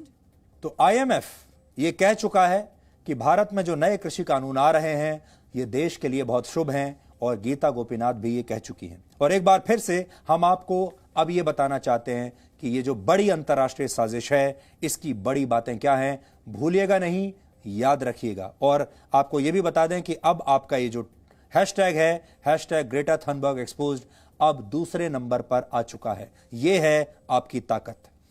इसके बड़े पॉइंट्स क्या हैं आप नोट कर लीजिए ताकि आप इनसे बचकर रह सकें। इसमें 4 और 5 फरवरी को बड़ा ट्विटर अभियान चलाने की बात लिखी है और यह अभियान ट्विटर स्टॉर्म नाम से होगा। 13 और 14 फरवरी को विदेशों में भारतीय दूतावास और सरकारी संस्थानों के आसपास बड़े विरोध प्रदर्शन किए जाएंगे, यह लिखा है। इसमें यह भी लिखा है कि 26 जनवरी के लिए जो प्लान तैयार किया गया था पूरी दुनिया और भारत में बिल्कुल वैसा ही हुआ है। फिर लिखा है एक खास ईमेल एड्रेस scrapfarmersact@gmail.com पर किसानों के समर्थन में फोटो और वीडियो भेजने की बात इसमें लिखी गई है। आज हम गूगल से कहना चाहेंगे कि जीमेल पर जो ये अकाउंट बनाया गया है एक देश के खिलाफ बगावत करने के लिए, इस अकाउंट को गूगल को तुरंत ब्लॉक करना चाहिए। साथ ही इस दस्तावेज में हैशटैग आस्क इंडिया वाई के साथ डिजिटल स्ट्राइक करने की बात लिखी है और भारत के प्रधानमंत्री और कृषि मंत्री के अलावा IMF, वर्ल्ड ट्रेड ऑर्गेनाइजेशन और वर्ल्ड बैंक को भी टैग करने की बात लिखी गई है कि जब भी आप ट्वीट करें इन्हें टैग करके लिखें ताकि एक बड़ा माहौल तैयार हो। इस दस्तावेज में यह भी बताया गया है कि किसान आंदोलन में हिस्सा लेने के लिए दुनिया भर के लोगों को क्या करना होगा। अगर उन्हें कोई जानकारी चाहिए तो उनके लिए स्पेशल जूम क्लासेस अरेंज की गई हैं, जूम सेशंस अरेंज किए गए हैं। और अब आप सोच सकते हैं कि यह सब कुछ बिना पैसे के हो नहीं सकता। इतने सारे देशों में एक साथ एक कोऑर्डिनेटेड एफर्ट, इतने सारे सेलिब्रिटीज को अपने साथ लेकर, वो सेलिब्रिटीज जो बिना पैसे के किसी की तरफ एक नजर उठाकर देखते भी नहीं है, उन सबको एक साथ लेकर इतना बड़ा ग्लोबल कोऑर्डिनेशन करके, जिसमें ब्रिटेन के MPs के भी शामिल होने की बात लिखी हुई है, ये सब हमारे देश के पंजाब के और हरियाणा के किसान नहीं कर सकते। मैं ये बात फिर कहना चाहता हूं, एक बार पहले भी हमने ये बात कही थी और हमारे जो किसान भाई हैं उन्होंने उसे गलत अंदाज में समझ लिया था। तब भी हमने ये कहा था, ये सोशल मीडिया पर ट्रेंड करना, ये हैशटैग क्रिएट करना, ये मार्केटिंग स्ट्रेटेजी बनाना, ये मीडिया स्ट्रेटेजीज बनाना, ये हमारे देश के किसान नहीं कर सकते। तो तब उन्होंने गलत समझ लिया था हमें, लेकिन आज भी हम आपको ये बताना चाहते हैं कि ये सब बिना पैसे के और बिना बाहरी ताकतों के हो नहीं सकता। और आपको हम जाते जाते ये भी बता दें कि ग्रेटा थनबर्ग, जिसने थोड़ी देर पहले आज शाम को ये ट्वीट किया था जो हम आपको अपनी स्क्रीन पर दिखा रहे हैं, उसी ट्वीट में ये दस्तावेज भी उन्होंने साथ में अटैच किया था जो इस समय मेरे हाथ में है। उन्हें या तो उन्होंने गलती से इसे उसके साथ अटैच कर दिया और उनकी पोल खुल गई। अब उन्होंने, ग्रेटा थनबर्ग ने, जाहिर है आप सबके ट्वीट पढ़ने के बाद वो समझ गई होंगी कि कितनी बड़ी गलती वो कर चुकी हैं और इन पूरी ताकतों को उन्होंने खुद ही अपने हाथ से एक्सपोज कर दिया है। इसलिए अब उन्होंने अपने उस ट्वीट को डिलीट कर दिया है और ये हमारी बहुत बड़ी जीत है और ग्रेटा थनबर्ग की, रेहाना की और बाकी जितने तमाम लोग हैं उन सब की बहुत बड़ी हार है। इसलिए आपको बधाई। लेकिन ग्रेटा थनबर्ग एक्सपोज्ड पर आप लगातार अपने ट्वीट्स करते रहिए और यहां भारत में बैठकर ये दुनिया की जितनी बड़ी बड़ी ताकतें हैं जो आज भी ये समझती हैं कि हम ब्रिटिश एरा में जी रहे हैं, ब्रिटिश युग में जी रहे हैं, उन्हें बता दीजिए कि ये आज का भारत है, अब ये वापस धक्का मारेगा। अब आखिर में आज का सवाल, आज आपको यह बताना है कि प्रिंटिंग प्रेस के आविष्कारक कौन थे। आप इस पर रिसर्च कीजिए और ब्रेक के बाद हम आपको इस सवाल का सही जवाब बताएंगे।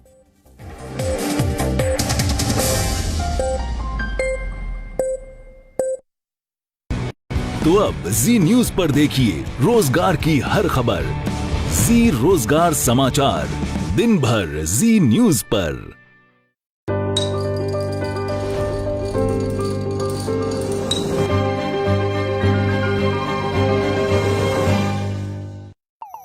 डबल बेडशीट सिर्फ 249 रुपीज में। सही सुना आपने। डाउनलोड करें easy mall app for such amazing deals on thousands of products. साथ ही देखिए lip smacking food videos, health and fitness videos, top news videos, Bollywood videos और भी बहुत कुछ। इजी मॉल, आपका अपना वीडियो ऐप। डबल बेडशीट सिर्फ 249 रुपीज में। सही सुना आपने। डाउनलोड करें easy mall app for such amazing deals on thousands of products, वो भी डायरेक्टली फ्रॉम मैन्युफैक्चरर्स। साथ ही देखिए lip smacking food videos, health and fitness videos, top news videos, Bollywood videos और भी बहुत कुछ। डाउनलोड करें easy mall Android app for unlimited shopping, entertainment and more. Easy mall, आपका अपना वीडियो ऐप।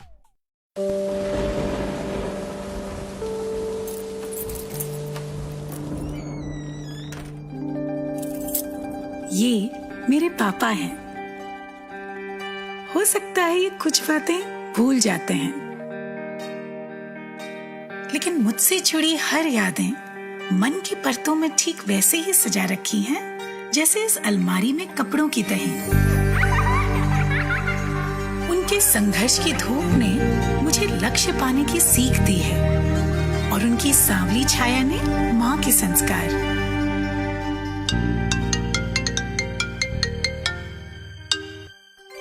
प्रणाम पापा। जीते रहो। आज तो हाँ पता है, आज आपके लिए बहुत स्पेशल दिन है। आज मैं आपको बहुत मिस कर रही हूँ पापा।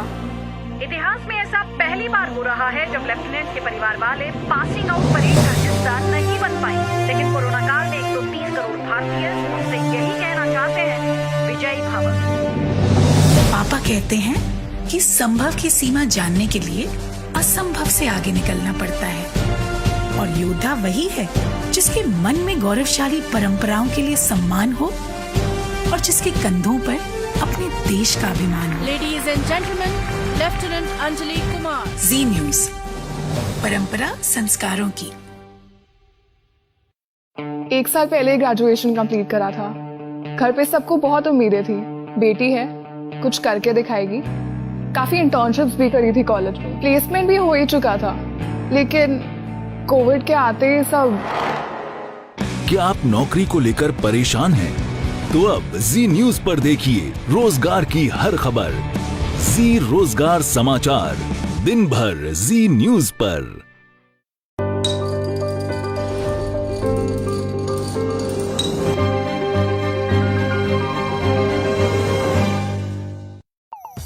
डबल बेडशीट सिर्फ 249 रुपीज में। सही सुना आपने।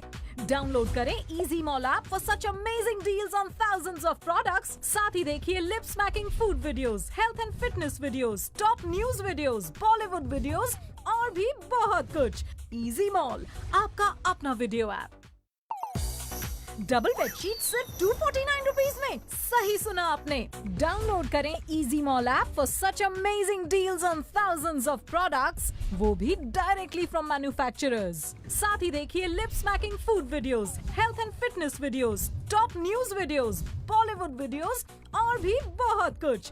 डाउनलोड करें easy mall Android app for unlimited shopping, entertainment and more. Easy mall, आपका अपना वीडियो ऐप।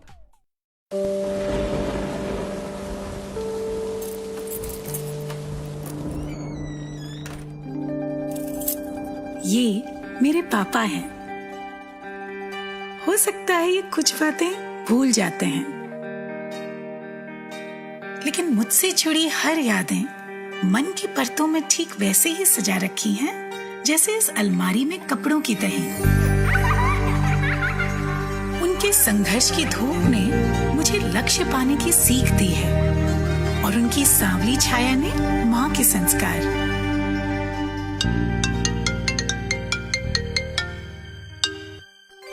प्रणाम पापा। जीते रहो। आज तो हाँ पता है, आज आपके लिए बहुत स्पेशल दिन है। आज मैं आपको बहुत मिस कर रही हूँ पापा। इतिहास में ऐसा पहली बार हो रहा है जब लेफ्टिनेंट के परिवार वाले पासिंग आउट परेड का हिस्सा नहीं बन पाए, लेकिन कोरोना काल में 130 करोड़ भारतीय उनसे यही कहना चाहते हैं, विजयी भव।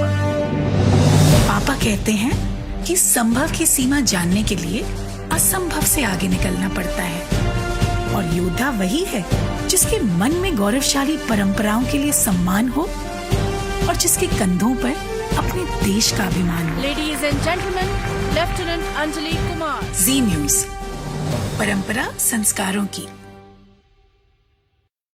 1 साल पहले ग्रेजुएशन कंप्लीट करा था। घर पे सबको बहुत उम्मीदें थी, बेटी है, कुछ करके दिखाएगी। काफी इंटर्नशिप्स भी करी थी कॉलेज में, प्लेसमेंट भी हो ही चुका था, लेकिन कोविड के आते ही सब।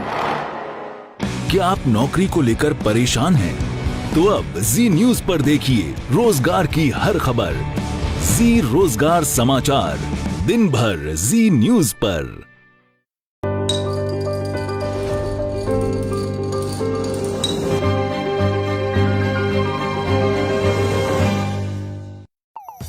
डबल बेडशीट सिर्फ 249 रुपीज में। सही सुना आपने।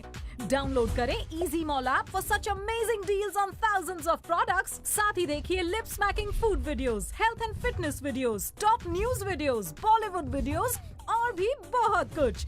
इजी मॉल, आपका अपना वीडियो ऐप। डबल बेडशीट सिर्फ 249 रुपीज में। सही सुना आपने।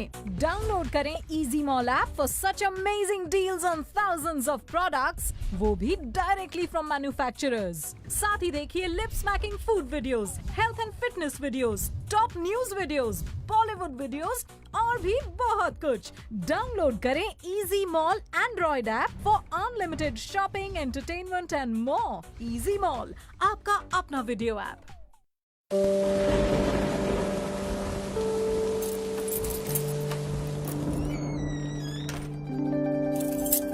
ये मेरे पापा हैं। हो सकता है ये कुछ बातें भूल जाते हैं, लेकिन मुझसे जुड़ी हर यादें मन की परतों में ठीक वैसे ही सजा रखी हैं जैसे इस अलमारी में कपड़ों की तरह। उनके संघर्ष की धूप ने मुझे लक्ष्य पाने की सीख दी है और उनकी सांवली छाया ने माँ के संस्कार।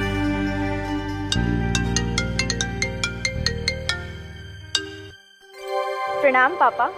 जीते रहो। आज तो हाँ पता है, आज आपके लिए बहुत स्पेशल दिन है। आज मैं आपको बहुत मिस कर रही हूँ पापा। इतिहास में ऐसा पहली बार हो रहा है जब लेफ्टिनेंट के परिवार वाले पासिंग आउट परेड का हिस्सा नहीं बन पाए, लेकिन कोरोना काल में 130 करोड़ भारतीय उनसे यही कहना चाहते हैं, विजयी भव। पापा कहते हैं कि संभव की सीमा जानने के लिए असंभव से आगे निकलना पड़ता है, और योद्धा वही है जिसके मन में गौरवशाली परंपराओं के लिए सम्मान हो और जिसके कंधों पर अपने देश का अभिमान हो। Ladies and gentleman, lieutenant Anjali Kumar. Zee News, परंपरा संस्कारों की। 1 साल पहले ग्रेजुएशन कंप्लीट करा था। घर पे सबको बहुत उम्मीदें थी, बेटी है, कुछ करके दिखाएगी। काफी इंटर्नशिप्स भी करी थी कॉलेज में, प्लेसमेंट भी हो ही चुका था, लेकिन कोविड के आते ही सब। क्या आप नौकरी को लेकर परेशान हैं? तो अब जी न्यूज पर देखिए रोजगार की हर खबर। जी रोजगार समाचार, दिन भर जी न्यूज पर।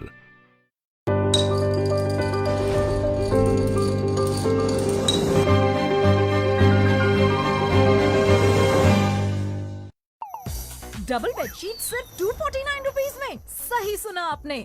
डाउनलोड करें easy mall app for such amazing deals on thousands of products. साथ ही देखिए lip smacking food videos, health and fitness videos, top news videos, Bollywood videos और भी बहुत कुछ। इजी मॉल, आपका अपना वीडियो ऐप। डबल बेडशीट सिर्फ 249 रुपीज में। सही सुना आपने। डाउनलोड करें easy mall app for such amazing deals on thousands of products, वो भी डायरेक्टली फ्रॉम मैन्युफैक्चरर्स। साथ ही देखिए lip smacking food videos, health and fitness videos, top news videos, Bollywood videos और भी बहुत कुछ। डाउनलोड करें easy mall Android app for unlimited shopping, entertainment and more. Easy mall, आपका अपना वीडियो ऐप।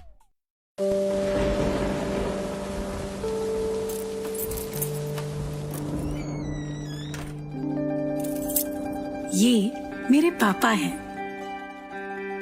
हो सकता है ये कुछ बातें भूल जाते हैं,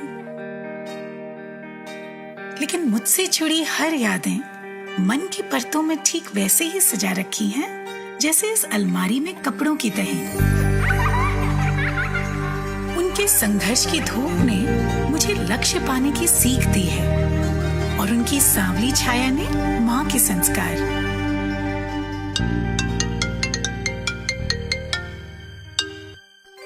प्रणाम पापा। जीते रहो। आज तो हाँ पता है, आज आपके लिए बहुत स्पेशल दिन है। आज मैं आपको बहुत मिस कर रही हूँ पापा। इतिहास में ऐसा पहली बार हो रहा है जब लेफ्टिनेंट के परिवार वाले पासिंग आउट परेड का हिस्सा नहीं बन पाए, लेकिन कोरोना काल में 130 करोड़ भारतीय उनसे यही कहना चाहते हैं, विजयी भव। पापा कहते हैं कि संभव की सीमा जानने के लिए असंभव से आगे निकलना पड़ता है, और योद्धा वही है जिसके मन में गौरवशाली परंपराओं के लिए सम्मान हो और जिसके कंधों पर अपने देश का अभिमान हो। Ladies and gentleman, lieutenant Anjali Kumar. Zee News, परंपरा संस्कारों की। 1 साल पहले ग्रेजुएशन कंप्लीट करा था। घर पे सबको बहुत उम्मीदें थी, बेटी है, कुछ करके दिखाएगी। काफी इंटर्नशिप्स भी करी थी कॉलेज में, प्लेसमेंट भी हो ही चुका था, लेकिन कोविड के आते ही सब। क्या आप नौकरी को लेकर परेशान हैं? तो अब जी न्यूज पर देखिए रोजगार की हर खबर।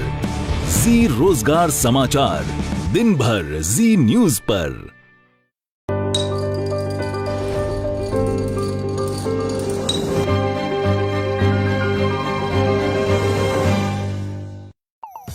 डबल बेडशीट सिर्फ 249 रुपीज में। सही सुना आपने। डाउनलोड करें इजी मॉल ऐप।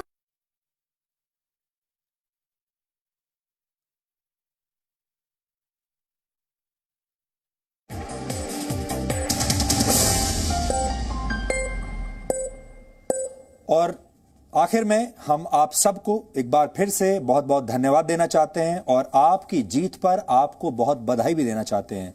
आज जो हैशटैग ग्रेटा थनबर्ग एक्सपोज्ड हमने आपको दिया था, उस पर सिर्फ 1 घंटे में 1 लाख से ज्यादा ट्वीट हो चुके हैं और यह भारत की और आपकी असली ताकत को दर्शाता है। यह भी अपने आप में एक नया रिकॉर्ड है। और अब देखते हैं कि आज के इतिहास में क्या लिखा है। दुनिया के सर्वश्रेष्ठ तबला वादकों में गिने जाने वाले उस्ताद अल्लाह रखा खां का निधन आज ही के दिन वर्ष 2000 में हुआ था। उन्होंने तबला वादन की कला को दुनिया भर में पहचान दिलाई। वर्ष 1940 के दशक में उस्ताद अल्लाह रखा खां ने ऑल इंडिया रेडियो के लिए सोलो परफॉर्म किया था और उन्होंने बड़े गुलाम अली खां, विलायत खान, पंडित रविशंकर और अपने पुत्र उस्ताद जाकिर हुसैन के साथ कई बेहतरीन जुगलबंदियां की। उनके कॉम्पोजिशंस को आज भी संगीत की दुनिया में मास्टरपीस माना जाता है। इतिहास में आज का दिन प्रिंटिंग प्रेस से जुड़ा हुआ है। वर्ष 1468 में आज ही के दिन प्रिंटिंग प्रेस का आविष्कार करने वाले जर्मन पब्लिशर योहानेस गुटेनबर्ग का निधन हुआ था। गुटेनबर्ग ने मूवेबल टाइप प्रिंटिंग की खोज की थी। दुनिया में प्रिंटिंग रेवोल्यूशन की शुरुआत करने वाले गुटेनबर्ग के प्रयासों की वजह से ही कम खर्च में किताबों की छपाई संभव हुई थी। वर्ष 1984 में आज ही के दिन अमेरिका में एम्ब्रियो ट्रांसफर यानी भ्रूण प्रत्यारोपण हुआ था और ऐसा अमेरिका के मशहूर अस्पताल UCLA मेडिकल सेंटर के डॉक्टर जॉन बस्टर और उनकी टीम की वजह से संभव हुआ था। डॉक्टर जॉन बस्टर और उनकी टीम ने ही मानव भ्रूण को एक महिला से दूसरी महिला के गर्भाशय में प्रत्यारोपित किया था और इस प्रक्रिया को एम्ब्रियो ट्रांसफर यानी भ्रूण प्रत्यारोपण कहते हैं। और आज हिंदी फिल्मों के मशहूर अभिनेत्री वहीदा रहमान का जन्मदिन है। वहीदा रहमान का जन्म वर्ष 1938 में हुआ था। उन्होंने अपने करियर की शुरुआत 1955 में एक तेलुगु फिल्म से की थी, जिसके बाद उन्होंने कई तमिल और तेलुगु फिल्मों में अभिनय किया। इसके बाद वर्ष 1956 में आई फिल्म CID वहीदा रहमान की पहली हिंदी फिल्म थी। फिल्म प्यासा, कागज के फूल, साहिब बीबी और गुलाम और गाइड वहीदा रहमान की कुछ यादगार फिल्में मानी जाती हैं। तो DNA में आज इतना ही। अब आपसे हमारी मुलाकात होगी कल रात 9 बजे। तब तक आप खुश रहिए, सुरक्षित रहिए, स्वस्थ रहिए और देखकर या सुनकर विश्वास करने से पहले समझना श्रेष्ठ होता है, क्योंकि जो देखने या सुनने में सत्य लगता है कई बार वो झूठ, भ्रम या पाखंड भी हो सकता है। सच्चाई हमेशा समझने से पता चलती है, इसलिए अपनी समझ को बढ़ाइए और सत्य को पहचानने के लिए हमेशा तैयार रहिए। नमस्कार।